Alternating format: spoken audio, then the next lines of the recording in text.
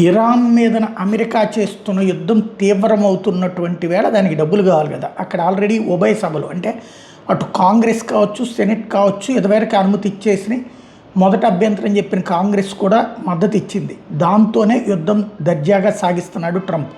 ఇప్పుడు ఈ యుద్ధానికి సంబంధించి వేల కోట్ల రూపాయల ఖర్చు అవుతుంది అన్నటువంటి తెలిసిందే.